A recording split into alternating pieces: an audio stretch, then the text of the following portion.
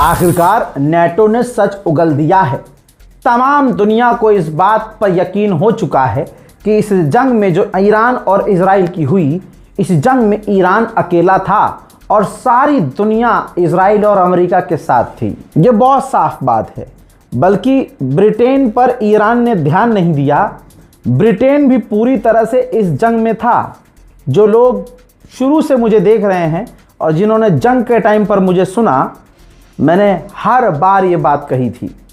ऐसे में डर ये भी था कि कोई भी देश चुपके से ईरान के खिलाफ क्या कर रहा है किसी को नहीं पता।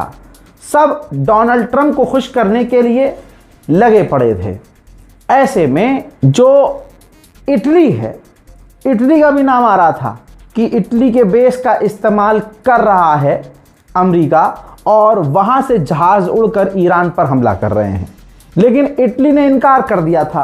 मेलोनी ने साफ कह दिया था कि नहीं, ऐसा नहीं है।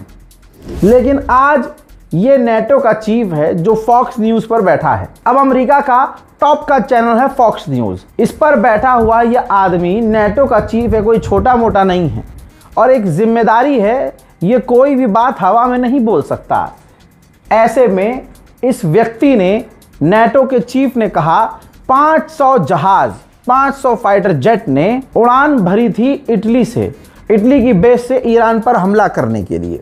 वैसे तो इन्होंने कई बातें कही, लेकिन ये बात कितनी बड़ी थी कि सिर्फ इटली के अंदर से, इटली की सरजमीन से 500 फाइटर जेट, वो एक साथ तो नहीं, जाहिर सी बात है 50 आज उड़े, 100 कल उड़े, ऐसे, क्योंकि 41 दिन की जंग थी। तो नेटो के चीफ ने हक दिया, उगल दिया जहर कि भाई 500 फाइटर जेट इटली की ज़मीन से उड़े और ईरान पर हमला उसने किया था। देखते ही देखते इस खबर से तनाव बढ़ गया, सबके कान खड़े हो गए, ईरान का ध्यान इस पर गया। तुरंत इससे पहले कहीं से भी रिएक्शन आता, इटली ने रो दिया। जी हाँ, इटली की गवर्नमेंट, मेलोनी की गवर्नमेंट ने साफ साफ कहा कि ये झूठ है, ऐसा है ही नहीं। टेक्निकल सपोर्ट के लिए हमारे यहाँ से जहाज उड़ रहे थे, लेकिन ईरान पर हमला करने के लिए हमारे यहाँ से कोई फाइटर जेट नहीं उड़ा। अब आप कहेंगे रज़ा भाई हमें क्या सोचना चाहिए, हमें क्या मानना चाहिए? देखिए, मानना ये चाहिए कि ये बिल्कुल सच है। ईरान पर हमला करने के लिए इटली ही नहीं, हमें तो यकीन ही नहीं था कि यूएई भी अपनी पूरी ताकत से ईरान पर हमला कर रहा है। वो तो अब साबित हुआ ना, अब सच सामने आया। इटली, कतर, तमाम देशों से फाइटर जेट और बल्कि यूएई के खुद के जहाज उड़े थे।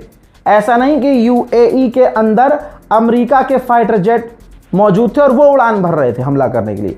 अमेरिका के तो जहाज उड़ान भर ही रहे थे अरब देशों से, खुद यूएई के फाइटर जेट भी उड़ान भर रहे थे।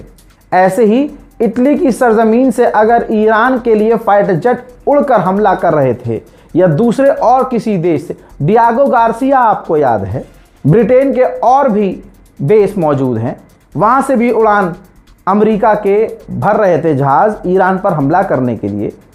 तो ये कौन सी बड़ी बात है? ये तो वही बात सच साबित हो गई ना जो हम और आप कह रहे थे कि पूरी दुनिया में ईरान अकेला है। तो याद रखिए, ईरान ने सिर्फ इजराइल और अमेरिका को नहीं हराया है, ईरान ने अकेले अपने दम पर बिना परमाणु के पूरी दुनिया की फौज को हरा दिया है। इसी नेटो की चीफ ने, ये देखिए, डोनाल्ड ट्रंप से मुलाकात की। डोनाल्ड ट्रंप ऐसा इंसान है कि खुद तो जलील है और सामने वाले को कब जलील कर दे ये पता भी नहीं चलेगा। दोस्तों, इसने, डोनाल्ड ट्रंप ने कहा इसी के मुंह पर, नेटो की चीफ के सामने, कि हमें उम्मीद थी, हमें मदद की ज़रूरत नहीं थी, लेकिन हमें कितना अच्छा लगता, ज़्यादा अच्छा लगता अगर हमसे नेटो कहता कि हम आपकी मदद करना चाहते हैं। इन्होंने हमें डिसअपॉइंट किया, हमारी मदद नहीं की। दूसरी तरफ ये जो नेटो का चीफ बैठा हुआ है, इस पर जवाब देने के बजाय इसकी बॉडी लैंग्वेज देख लीजिए। कॉपीराइट के चलते ये वीडियो में अलग से दिखा नहीं सकता, लेकिन नेटो के चीफ ने इस पे सफाई दी कि आपने बहुत बढ़िया काम किया, आपने इलाके में शांति पैदा कर दी। ईरान जो आतंकवाद को सपोर्ट करता है, पूरी दुनिया में अनस्टेबिलिटी पैदा करता है, आतंकवाद संगठन को ये पैसा देता है और दुनिया के लिए ख़तरा बना हुआ है, उसको बेकार कर दिया, उस ईरान को कमज़ोर कर दिया। अब ऐसी बातें कहेंगे तो डोनाल्ड ट्रंप जो तारीफ़ का भूखा है उसे अच्छा तो लगेगा, और डोनाल्ड ट्रंप की तारीफ़ करनी ही पड़ेगी, वरना आपको पता है कि ट्रंप नेटो से कितना किलसा हुआ है। इतना किलसा हुआ है कि नेटो के देशों से वो अमेरिका की फ़ौज निकाल रहा है। इसके बाद रिपोर्टर्स ने गुलाबी सुअर से पूछा कि ईरान तो मना कर रहा है कि हम IAEA के इंस्पेक्टर्स को आने नहीं देंगे, कोई जांच नहीं होने देंगे। तो गुलाबी सुअर ने कहा ऐसा नहीं है, ईरान ने हमसे वादा किया है कि वो अपने परमाणु ठिकानों की जांच होने देंगे। हाँ, हमें कोई जल्दी नहीं है। ये जो लाइन बोली है ना गुलाबी सुअर ने, हमें जल्दी नहीं है इसी में सारा खेल है। यानी साबित हो रहा है कि गुलाबी सुअर झूठ बोल रहा है, और जो बात ईरान ने कही है और शुरू से जो कही थी वो पत्थर की लकीर है। गुलाबी सुअर ने आगे ये भी कहा कि ईरान के लोगों के पास खाना नहीं है, ईरान के लोगों के पास दवाई नहीं है। हाँ, वो भूखे मर रहे हैं। ये जो भूख में तुमसे लड़े हैं, मान लो भूखे ही, तो ये भूखे जो तुमसे 41 दिन लड़े हैं, तुम्हारे भरे हुए पेट के ताकतवर जिस्म के साथ जो तुम ईरान से लड़े, तो उन भूखों ने तुम्हें ऐसा हराया कि तुम्हारी ज़िंदगी बर्बाद हो गई है। सारी दुनिया में जलील हो रहे हो तुम, जलील नहीं जलील हो रहे हो, बहुत बढ़िया लेवल पर। तो भूखों से अगर तुम इतना पिटे, इंशाअल्लाह कल ईरानियों का जब पेट भरेगा तो सोचो फिर तुम्हारा क्या होगा। सिर्फ ये लीपाप होती है कि ईरान के पास खाना नहीं है, ईरान के पास रोटी नहीं है, और गोदी मीडिया अपने दादा की ही चलाएगी। याद है ना अंजना ओम मोदी भिखारन, जो डिफेमेशन का केस डालकर करोड़ों करोड़ों की मांग करती है, पहले झूठ बोलती है, फरेब करती है, मक्कारी करती है, कोई नंगा कर देता है। पापा मुझे पापा की बेटी को, पापा आपकी बेटी को जलील कर दिया, एक्सपोज कर दिया, मैं तो डिफेम केस डालूंगी। ठीक, ये तमाम चीज़ें दुनिया को दिख रही हैं कि झूठ क्या है, सच क्या है। अब कुछ फिल्टर बचा नहीं है। उधर ईरानियन जर्नल ने कहा है कि हम नई जगह से हमला करने को तैयार हैं, नई जगहों से, और बड़े हमले करने को तैयार हैं, दोबारा से हमला करने को तैयार हैं अगर दुश्मन ने कोई गलती की। यानी इस बार ईरान सामने से धमकी दे रहा है। ट्रंप के ही नेताओं ने विरोध जताया था कि ईरान से डील नहीं करनी चाहिए, सोशल मीडिया पर ट्वीट भी किया था। इस पर पत्रकार ने डोनाल्ड ट्रंप से पूछा कि आपकी पार्टी के ही लोग इस डील का विरोध कर रहे हैं, इस पर आप क्या कहेंगे। तो डोनाल्ड ट्रंप ने कहा कि उनको एजुकेट होने की ज़रूरत है, जाहिल है वो लोग, हमारी डील सही है, अच्छी है। अमेरिका बुरी तरह से हार गया है। ये डील अमेरिका ने मजबूरी में की है। कई तरह की मजबूरियां हैं। एक तो तेल और डीजल की कमी, ईंधन की कमी पूरी दुनिया में हो रही थी, ये बात छुपी हुई दुनिया में नहीं है। पूरी दुनिया का प्रेशर अमेरिका पर आ गया था कि जंग तुमने ऐसी छेड़ी कि सारी दुनिया भुगत रही है और तुम जीत भी नहीं पा रहे। तुम्हारा कोई गोल ऐसा नहीं है जो तुम अचीव कर पा रहे हो। जो अमेरिका ने अब तक दबदबा बनाया था कि हम सुपर पावर हैं, ईरान ने वो खाक कर दिया। अब ट्रंप पर यह दबाव था कि भैया डील कर लो, अब तेल सिर्फ 4 हफ्ते का बचा है पूरी दुनिया में। फिर दूसरी बात यह कि अमेरिका के हथियार ख़त्म हो रहे थे, इतने ख़त्म हो रहे थे कि खुद अमेरिका की हथियार बनाने वाली कंपनियों ने कहा है कि जितने हथियार, जितनी मिसाइलें इस जंग में हमने इस्तेमाल कर ली, इन तमाम दोबारा उन मिसाइलों को बनाने में हमें सालों साल लगेगा। हालत अब यह है कि डोनाल्ड ट्रंप को अब ऐलान करना पड़ा है कि जो फोर्ड जैसी कंपनियां हैं, जो कार बनाती हैं, गाड़ियां बनाती हैं, आने वाले समय में हम उनको अलाउ कर रहे हैं कि अब वो रॉकेट मिसाइल हथियार बनाएं। ज़रा दिमाग पर जोर डालो मेरे दोस्तों कि अगर कोई इंसान कह रहा हो, कोई देश का राष्ट्रपति प्रधानमंत्री कह रहा हो कि ये कंपनियां जो गाड़ियां बनाती हैं अब वो हथियार बनाएंगी, इसका मतलब कि उसके देश में हथियार बनाने वाली कंपनियां इतनी कैपेबल नहीं हैं कि वो भारी मात्रा में जल्दी जल्दी हथियार बनाएं। अब ये आदेश जो दिया गया है गाड़ी बनाने वाली कंपनियों को, उनको जो छूट दी गई है कि भाई तुम हथियार बनाओ, मिसाइल बनाओ, इसका मतलब ये है कि अमेरिका को भूख है कि जल्दी से जल्दी वो मिसाइल इकट्ठा करे और इस दौरान डील के बहाने उसको एक लंबा गैप मिल जाए हथियार इकट्ठा करने का। और शायद फिर भविष्य में ईरान पर दोबारा अमेरिका हमला करे। अब आप कहेंगे रजा भाई डील तो हो, तुम्हें क्या लगता है कि डोनाल्ड ट्रंप किसी डील को मानता है? भाई न्यूक्लियर एग्रीमेंट पहले हो रखा था बराक ओबामा के द्वारा ईरान से, उस डील को इसी डोनाल्ड ट्रंप ने तोड़ा था। फिर इस डील को दोबारा करने के लिए ये सारा फसाद हुआ। तो भाई कौन बेवकूफ़ है जो डोनाल्ड ट्रंप पर भरोसा करेगा? ये जो जंग हुई है, इस जंग से ईरान निखर कर दुनिया के सामने आ गया है। बड़े बड़े देश ईरान के साथ दोस्ती करना चाह रहे हैं। अपडेट अब यह है कि ईरान के पार्लियामेंट स्पीकर जनाब गलीबाफ चीन का दौरा करने वाले हैं। इस दौरे में चाइना और ईरान के बीच कई बड़े एग्रीमेंट हो सकते हैं। हो सकता है हथियारों और फाइटर जेट के भी एग्रीमेंट हो जाएं। उधर जर्मनी के डिफेंस मिनिस्टर ने कुछ ना कहते हुए सब कुछ कह दिया और अमेरिका पर थूक दिया। हो सकता है कल ये बयान से पलट जाए, लेकिन अभी का मामला ये है कि जर्मनी के डिफेंस मिनिस्टर ने ऑन रिकॉर्ड चैनल पर कहा है कि ये जो स्ट्रेट ऑफ हॉर्मूज बंद हुआ है, ये जंग की वजह से बंद हुई है। ये स्ट्रेट ऑफ हॉर्मूज पहले से खुला हुआ था, ईरान के साथ जंग छेड़कर इसको बंद करवाया गया और हम चाहते हैं कि स्ट्रेट ऑफ हॉर्मूज खुला रहे और इसके लिए हम ओमान और ईरान से बात करेंगे। जो लोग तुर्की को बहुत ताकतवर मानते हैं, अजी मेरा मुंह ताकतवर, जिसका नेता कमज़ोर हो, बकलोल हो और बड़भड़ैया हो, वो ताकतवर कैसा? मैंने कोई आज नई बात नहीं कही है, कभी कोई ऑफेंड हो जाए तुर्की को ऐसे बोल दिया। भैया तुर्की को कोई ऐसा बोलने की हिम्मत भी नहीं रखता, क्योंकि बड़े बड़े पत्रकार तुर्की, अजरबैजान, यूएई जाके बस रहे हैं। जिनके पास पैसा आया नहीं वो अपने देश से पैर उठाया नहीं, तुरंत पैर उठा के गायब, फरार। अब सुनिए, आपको याद है ना तुर्की ने नाम कैसे कमाया था? तुर्की को जानता कोई नहीं था।